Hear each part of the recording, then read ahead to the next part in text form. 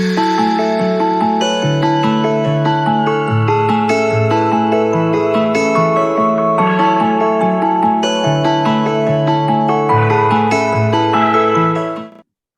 ma'am, to our channel. Hope you're doing good.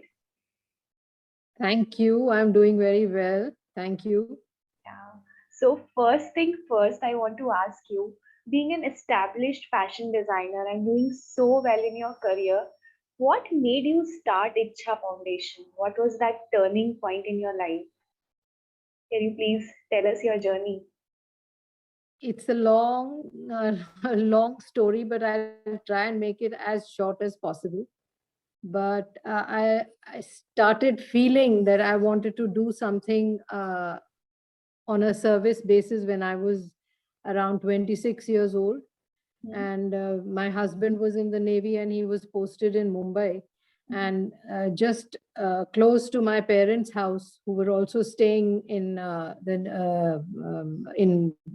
Mumbai, there was this Nargis Dutt Spastic School, which I had been eyeing for a very long time. It was a small little day center for children with spastic needs. Mm-hmm. So I would always cross that and I would keep on thinking that no, I want to go and volunteer there, because my son had just started his kindergarten at that time. So I had ample time with me to go and volunteer. So one fine day, I just walked in, and by the way, Nargis Dutt is also my role model. Okay. I have Okay. always admired her for whatever she did in her life, and how she devoted her time to these children, and how she was leading her personal life. I was keeping tabs as a 25-year-old for her on her whereabouts, and when I got to know that this school was being run by her, I got all the more charged that I want to do some service over here. Mm-hmm. So I walked in one fine morning, and I was not expecting her to be sitting there. And there she was, sitting over there at the reception counter. And I was like shaking with excitement like a leaf, because I never expected Seriously. her to be there. And there she was, right into my face. And she just looked at me and she said, how can I help you, child? So I said, I've actually come here to volunteer. So she looked, I was just 25 years old, and she just looked at me and she says, are you sure you're ready to do this kind of service? I said, yes, yes. And so she said, do you know anything about children with special needs? I said, I have not faced them person to person, but I have read about them and I've seen documentaries on them. So she gave a little laugh and she said, you know, child, that is not enough. That is just not enough for you to be taking such a big step at such a young age. So I suggest that you go inside. We have 15 children inside uh, who are totally dependent. Go and spend 15 minutes with them, and then decide whether you want to volunteer or would you like to take your time. So I was very happy at this, because at till that time I was like excited to see her. Then she was sending me inside. So I went inside. The first thing, the impact of that room was gave me mixed feelings, because there were children who had puked.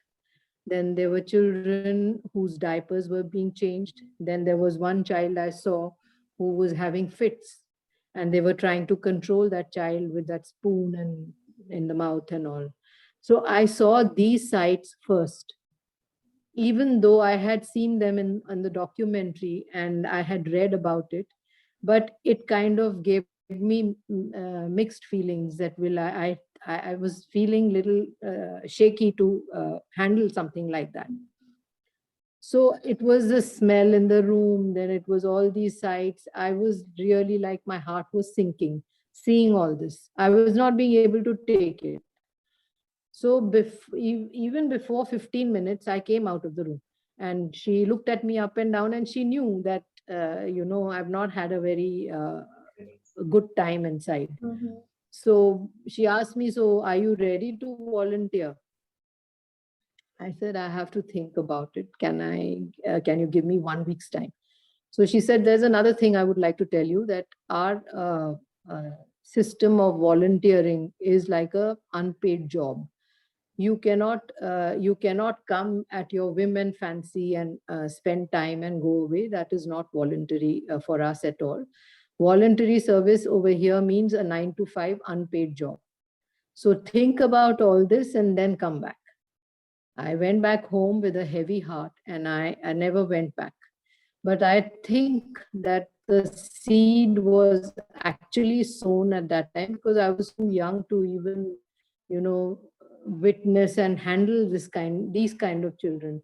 So the seed was sown. I went into my regular life. I was like any young girl. I was partying. I had forgotten about all this. But that Till I stayed came to within. Cochin, I was doing, yeah, it stayed within in my soul. It was still embedded, I think, somewhere. Mm-hmm. And every time I saw any orphan child or any child who was abandoned on the streets, I would go out of my way to talk to that child. Or and when if I got to know that he didn't have parents, or uh, my heart would want to just reach out and bring that child home. So it was there in my, and I was helping in my own little ways. I had seen one child having fits on the road. I put him in the car to take him to the hospital, but by then he opened his eyes and he told me that his parents had died, and he was staying with his aunt, and his aunt wouldn't give him food till he would earn some money and bring it to the table.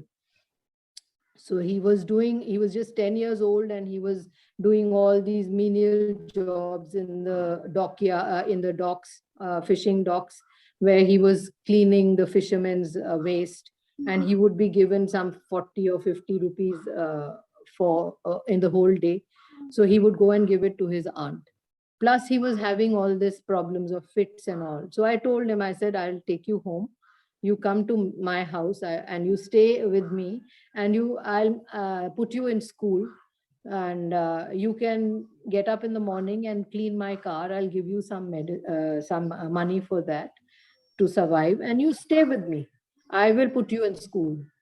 So he said, okay, I'll talk to my aunt and I'll come back. He came and saw my house where I stayed. It was very close to his. So he didn't land up. He didn't land up.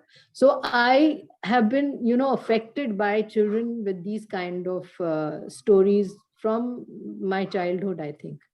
So I was wrapped up in my own life, and then I started my fashion designing boutique in Vizag. 18 years I ran that. But 10 years down the line, after I was running it, I lost interest because I had no time for my family. I had no time for my child. I had no time to go for holidays with them. It was all like in the season time, which was October to Jan. I would be working from 9 in the morning till 12 at night. So I wouldn't sometimes even get back home.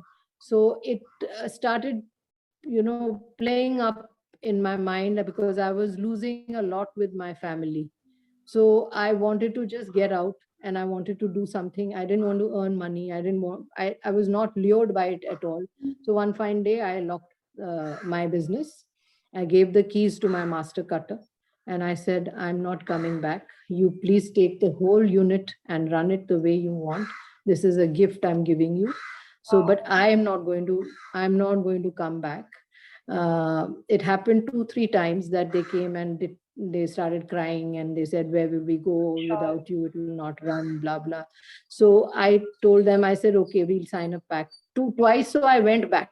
But the third time I had made up my mind, I don't want to, because I'm not feeling happy doing what I'm doing, and I need to now go on a different journey. And these people are putting chains around me. So third time I was very, very strict with myself, and I said, no, I'm not going to give in. So I came up with this plan, and I told them that, see, I will be here on weekends.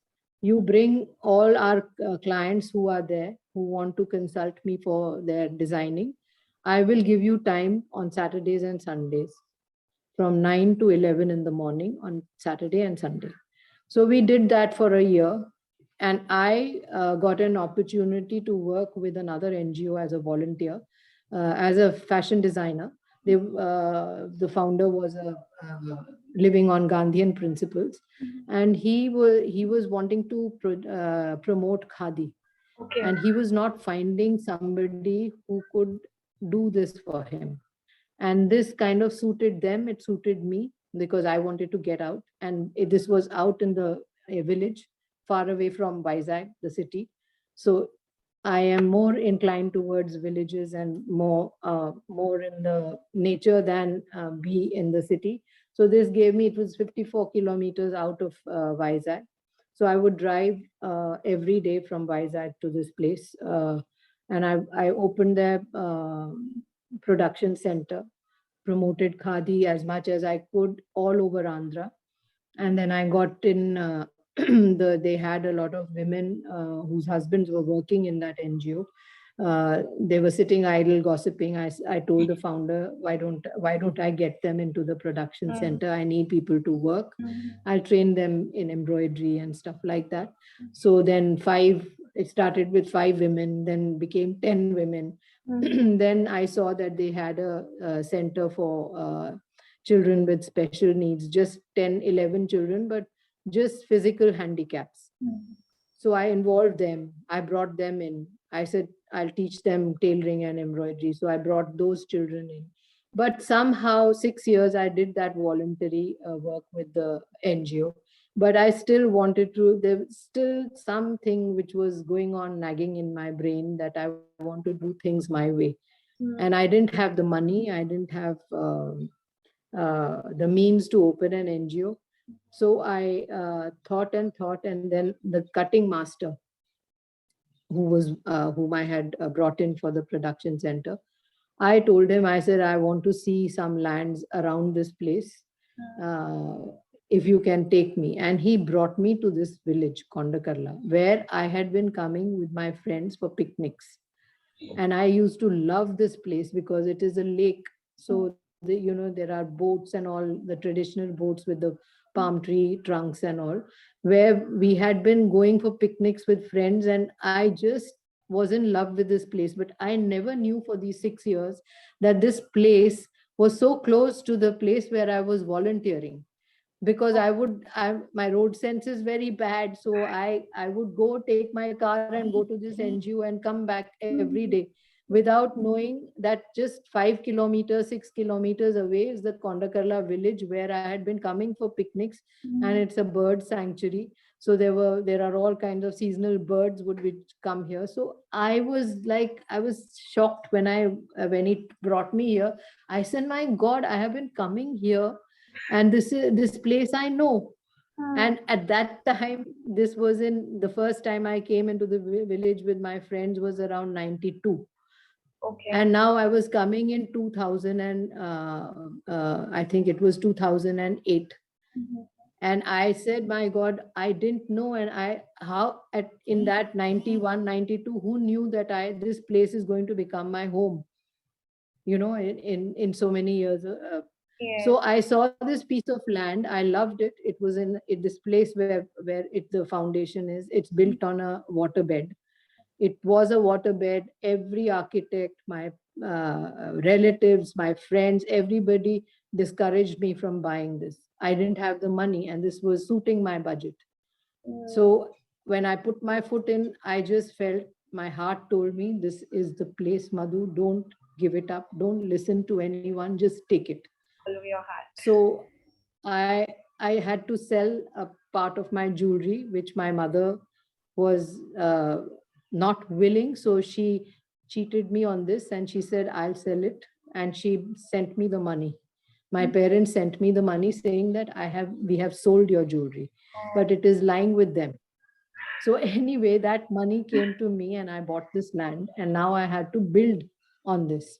So how to build on this? I didn't have money to build, and I had all this dreams about having it like with mud and natural structures. The building has to be like this and that. So I had sold off my property, which was in Pune, which I got for my son, who didn't want to leave Pune at that time, but he left. and that house was being neglected. So I sold that, and with that money, I built this place. So that is how my journey started. Once I registered the trust, I needed to get the children. So I went to this woman and child welfare center, because I was told that we cannot run an organization without being licensed. We have to have a full-fledged license before we bring in kids, otherwise it becomes illegal. So that's how I went to women and child welfare center, where I asked them that how I have registered now and I don't know how to get the children. So then they were the ones who suggested that we have an adoption center where we have these abandoned children and babies. We have 5 babies, and we have some children who are within the age of 1 and 6. We don't take children beyond the age of 6, because then their minds are developed. And I said, my concept is the same. I don't want to take in, if I have to start with children, I would like to start as young as possible so that I can mold them. So they said, we don't give normal children to any of the NGOs because they stand a chance of getting adopted. But we have 3 children who are with severe mental and physical disorder. So if you want, we can hand them over tomorrow to you. My heart just sank. The first picture which came into my mind was Nargis Dutt's spastic school and what happened to me when I went in there.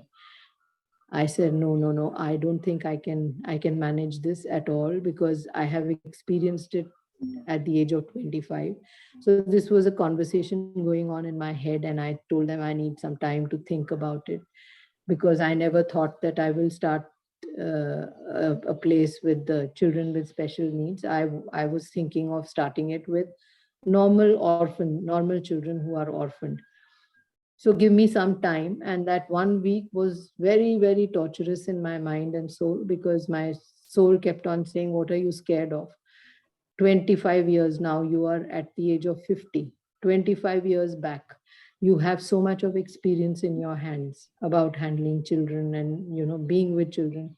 So what is keeping you away? And supposing you had, I was having a conversation with myself, that supposing you had a child with this kind of a disability, would you just uh, throw him off or her off? You wouldn't. So just go and see the children. If you don't like it, or if you feel heavy in the heart, don't take them. So 1 week of this internal conversation went on. And then finally I decided, I'd call them up. I said, I want to come tomorrow and see the 3 children. And I went there. It was like my heart was full of, I cannot even express the kind of love and feeling I felt for these 3 children. Because the eldest child, his name is Mahesh, he was around 4 or 5 years old at that time. He has a speech impairment, and he had come to that center at the age of 2. He had been abandoned on the beach. So the police found him walking alone at the age of 2, and then they put him on the missing list in the newspapers. Nobody came to take him. So he was termed as an abandoned child. So he was 4 years old, and in these 2 years, he had seen so many babies come and being taken to homes, being adopted, and nobody was taking him. So I think they had must have told him that now your guardian angel is coming. So the first thing when I entered that place, this little boy came and he just held this little finger of mine and kept looking at me and smiling. My heart just went out to him. So that there was no question that I was going out of this place without these children. Then they took me to the second child, whose name is Sai. He's 70-80% with cerebral palsy, totally on the bed. They took me to his cradle. He was just about 2 years old at that time. And he gave me a smile that was as big as, what can I say, from one cheek to the other, with his mouth open. And I could see the world inside his mouth. It was like that. I could see the whole world in his mouth, and his eyes were just talking to me. So that was the second child. And the third child was just a 3-month-old baby named Alka. And she was, to cut the long story short, she was thrown away on the railway tracks as a 2-day-old baby. And her umbilical cord also hadn't been cut. So somebody noticed her, took her, the police took her to the hospital. She had septicemia in her body. She was uh, treated for that and then given for adoption. A naval couple took her also and brought her back in 3 days after getting her checked that her brain is not normal, so we cannot take a child like that. So I brought her all these 3 children home, and she was the cutest looking baby because she was all chubby and so cute looking. If you saw her at that time, you wouldn't have ever have believed that this child is a not normal child. Beautiful eyes, beautiful complexion, beautiful looking baby. Brought them home, and I was playing with this Alka. I had brought toys, so I started playing with her with toys, and I saw that she was not moving her eyes. So I had a doubt that probably she's blind. So I took her to the hospital and got her checked. And yes, she was blind. Her eyes were absolutely normal. But the doctor said that you will never be able to give her sight because actually her optic nerve, which is connecting to the brain, is damaged. And her brain, when I took her for scanning and to find out what was there, she doesn't have brain mass like all of us have. Instead of the mass, she has water, like a water balloon. So her brain hasn't been formed. So she is not at all connected to the environment around at all. She's more or less like a vegetable, but she has reactions. She smiles, she laughs, she cries, she can feel pain, but she doesn't react too much to her name. So this is how I started with these 3 children. And now we have 21 children. Wow. So that's my Ma'am, story. generally, it's very beautiful. I'm so touched. Generally, we have seen that whenever somebody goes for adoption, they have this in mind that they want a healthy child, and people are reluctant to adopt these people. And we are also celebrating International Day of Persons with Disability. So, what do you want to suggest to people, like how much compassion you need to take care of these people, these children with special needs? And how does it feel once you adopt? What is the journey we like with them? Uh, is it difficult? It was, I can only say that it's been a beautiful journey because for me, these children are more innocent, and they remain innocent till today. They are now grown up. Mahesh is now a teenager boy. And but the innocence and the happiness and joy they get out of small things, which a normal child, as he's growing, he sees the world around, and he gets very, very attached to material stuff. He is always demanding, I want this, I want that, I want this. These children don't have any demands.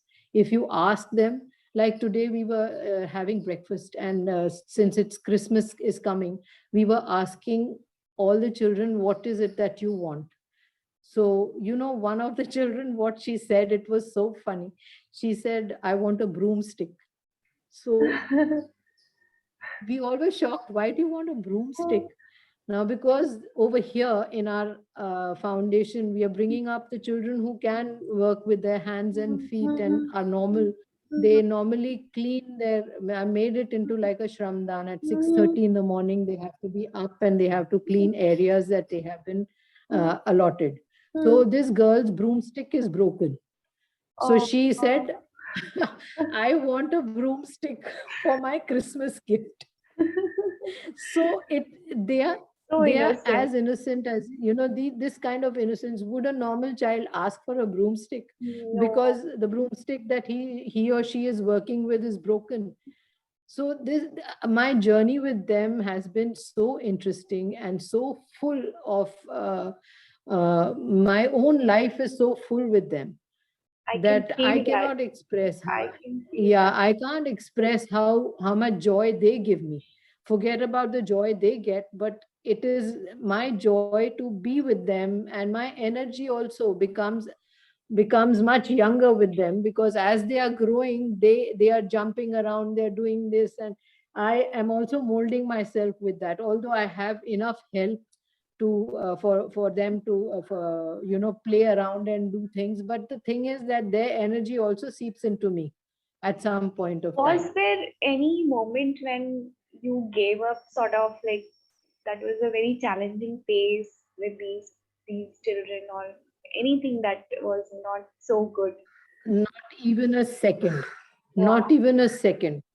beautiful. I, in fact, we had an opportunity for two of our children to be adopted and go abroad. Mhm. I'm just telling you that my attachment and my feeling for them is like any other parent. I didn't want them to go. I just had to refuse.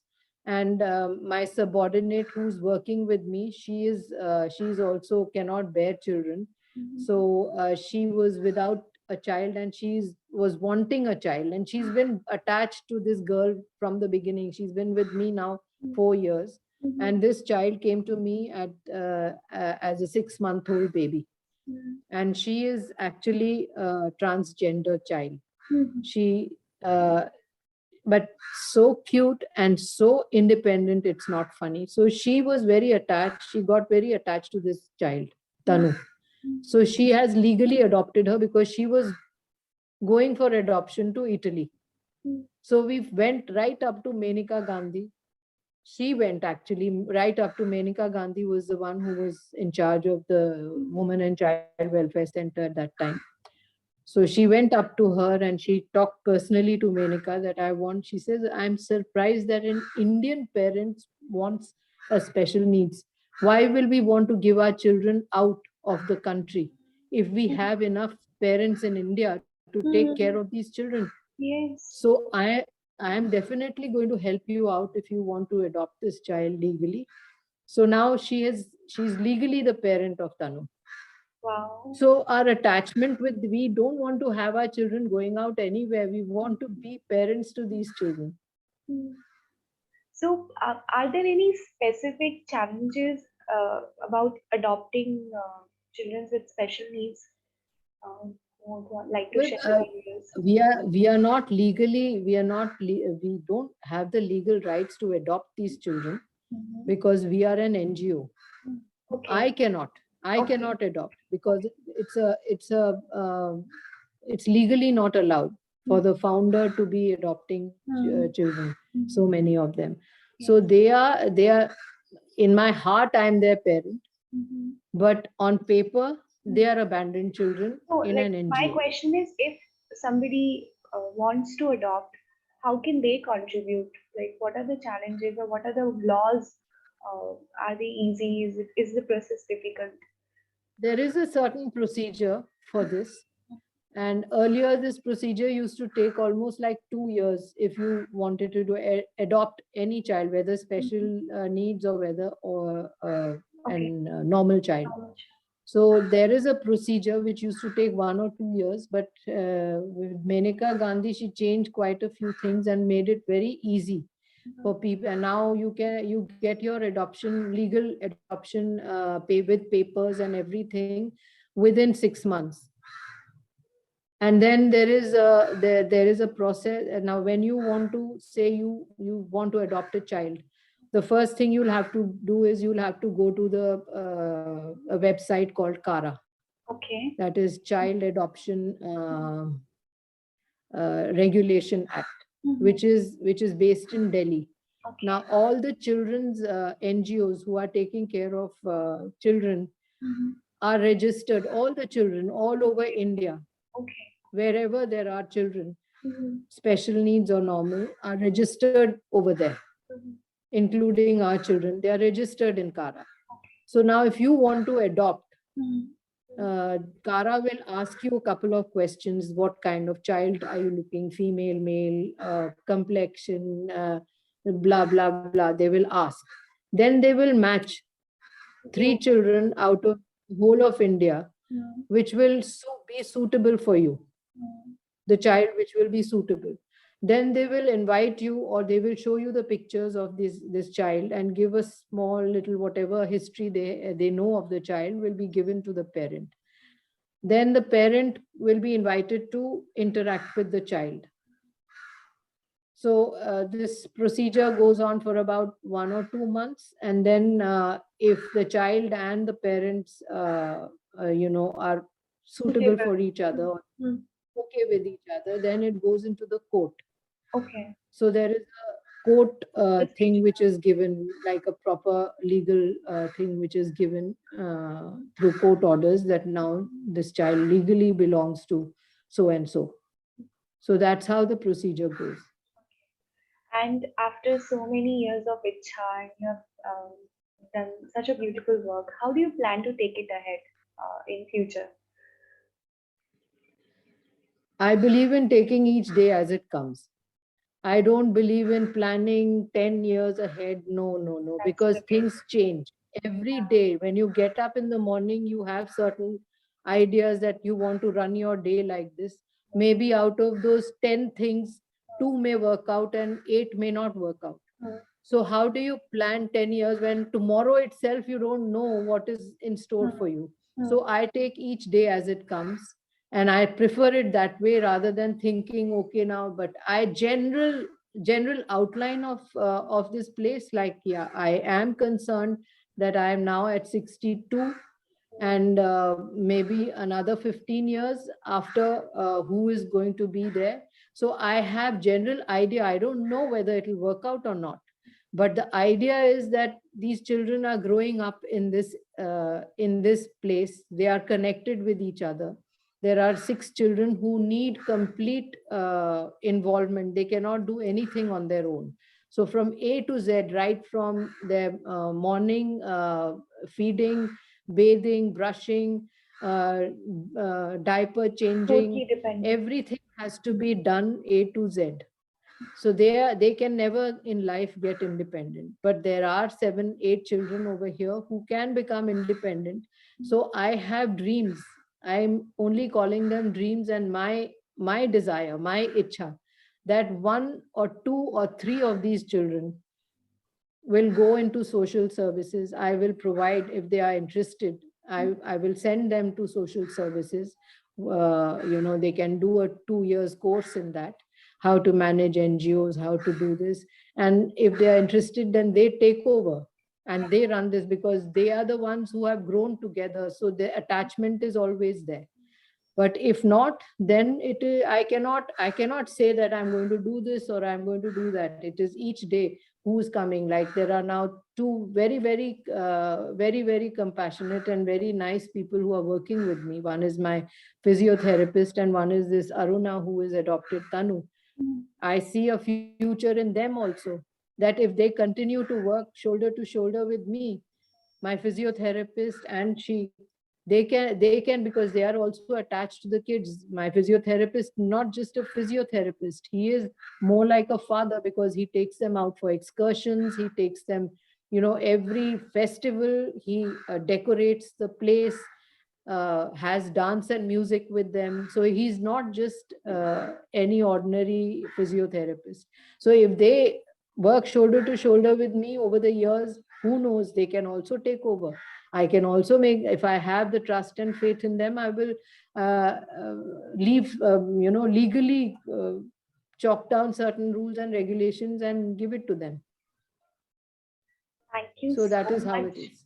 for sharing this beautiful story. I'm so touched, and I really wish that all your dreams come true and these special children will have a special future.